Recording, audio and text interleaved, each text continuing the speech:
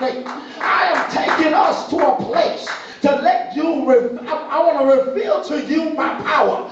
I want to reveal to you my glory. I want to take you from darkness into a marvelous light. I want to change you from mortal to immortality. I want to change you from a corruption to incorruptibility. I want to take you out of immorality and bring you into holiness. I want to take you from out of flesh and bring you into the spirit. I want to take you from one dimension to another dimension. I want to take you from glory to glory, from breast to breast. I want to take you from one dimension to the other. But you have to realize that you cannot do it yourself, but by faith.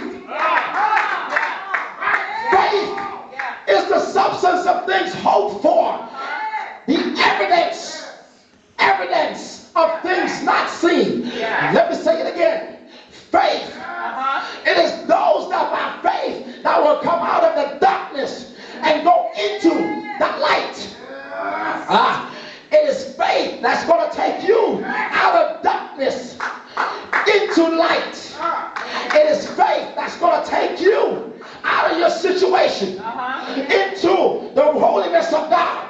It is faith that's going to take you out of your state into the state of the presence of the glory of God. It is that that's going to transform you from one dimension to the other. Now God has set up, and now on the day of Pentecost, when they all have come together, you have to understand that before the day of Pentecost came, God already had it foreordained and in the foreknowledge of his plan. Every one of us was foreordained to be here today. Every one of us was foreordained by God to sit here. Every one of us was foreordained to understand that this is the working of God. This is the spirit that worketh in flesh. You have to understand again, I'm saying again, that you are a spirit that lives in a body and you possess a soul. You have the evil fighting over your soul as well as the good is fighting over your soul. Every one of us in here are special to God. Every one of you are special. Why? Because that soul means a lot. That souls go right back to Genesis 2 verse 7. And he breathed into the nostrils of man, and man became a living soul. Because man became a living soul, he breathed. It's the ruach. He breathed into man. You have to understand that God's plan for your salvation has already been set. You don't have to do nothing but faith, but by faith. You have to realize that you're powerless with God, but you're limitless in God. You're powerless without God, but you're limitless in God, because everything is set up in him. You have to understand why.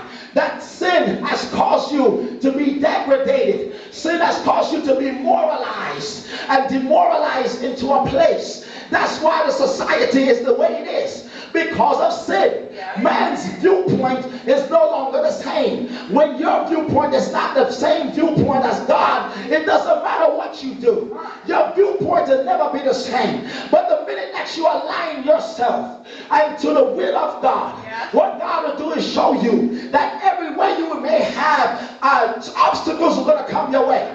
Things are going to come up at you. The people on the job ain't going to treat you right. What you got to understand is that darkness don't like light. And